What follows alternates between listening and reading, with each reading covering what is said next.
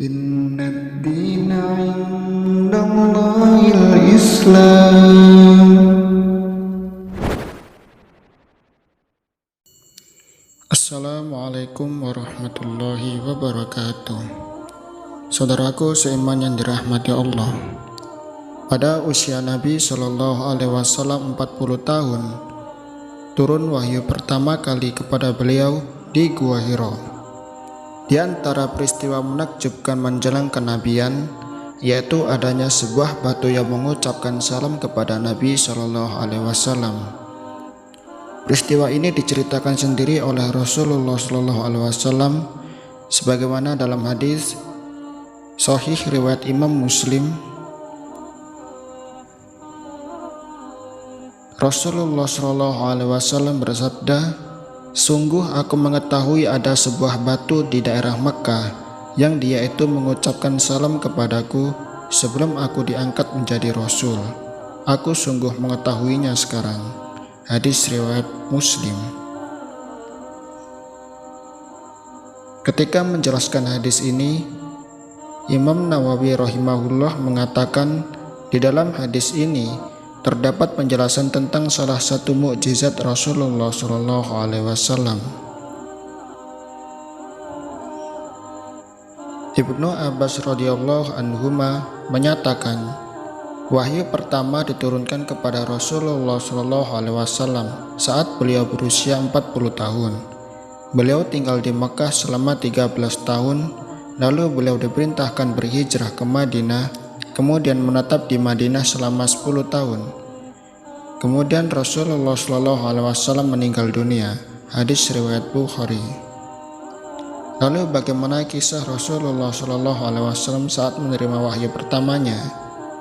Dari Aisyah Ummul Mukminin radhiyallahu anha, ia berkata, wahyu yang pertama diturunkan kepada Rasulullah Shallallahu Alaihi Wasallam adalah mimpi yang benar dalam tidur. Beliau tidak melihat dalam mimpi kecuali datang seperti falak, fajar subuh.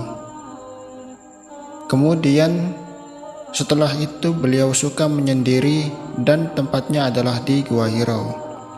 Beliau bertahannud di dalamnya, beribadah beberapa malam.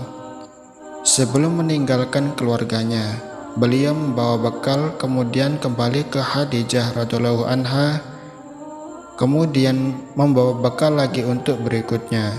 Itu terus berulang hingga datanglah kebenaran dalam kondisi beliau berada di Gua Hiro. Aisyah radhiyallahu anha melanjutkan kisahnya. Saat di Gua Hiro, malaikat datang dan berkata, "Bacalah."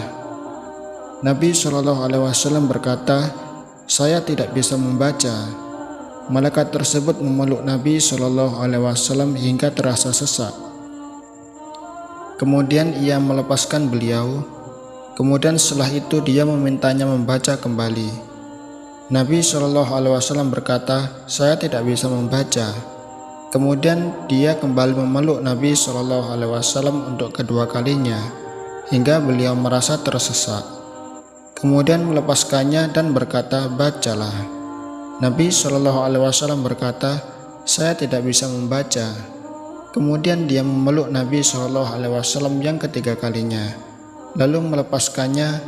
Lantas malaikat tadi berkata, "Iqra bismi rabbikal ladzi khalaq, khalaqal insana min 'alaq, Iqra wa rabbukal akram, alladzi 'allama bil qalam, 'allamal insana ma lam ya'lam."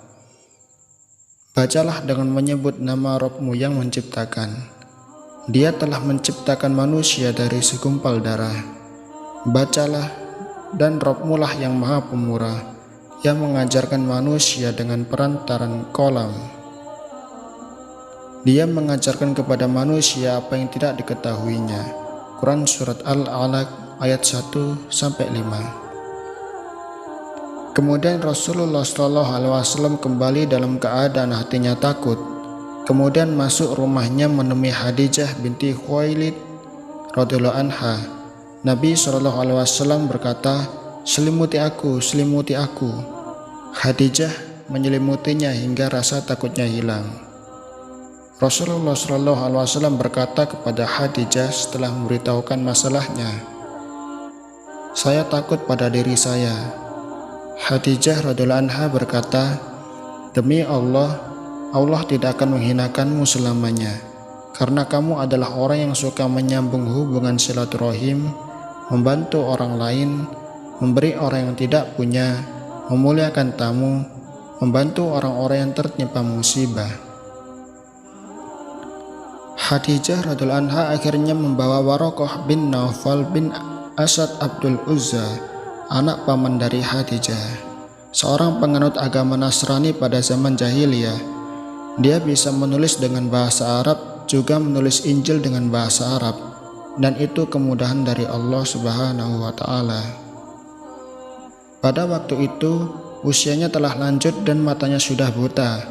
Khadijah radhiyallahu anha berkata kepadanya, "Wahai anak pamanku, dengarkanlah perkataan dari anak saudaramu." Waraqah bertanya, "Wahai anak saudaraku, apa yang kamu telah lihat?" Rasulullah SAW beritahukan apa yang telah beliau alami. Setelah Waraqah mendengar penuturan beliau, ia berkata, "Inilah Namus, malaikat Jibril yang Allah turunkan kepada Musa. Alangkah indahnya bila saya masih muda. Andai saja saya masih hidup saat kamu mengeluarkanmu dari kampung halamanmu." Disitulah Rasulullah SAW bertanya, "Apakah mereka akan mengeluarkan saya dari kampung saya?" Waraqah menjawab, "Benar, tidak ada orang yang membawa seperti apa yang kamu bawa, kecuali orang tersebut akan dimusuhi. Saya berjanji seandainya saya mendapatkan harimu itu, maka saya akan menolongmu dengan pertolongan yang maksimal." Tidak lama kemudian Waraqah meninggal dan wahyu mengalami kekosongan beberapa waktu lamanya. Hadis riwayat Bukhari. Wallahu a'lamu bishawab.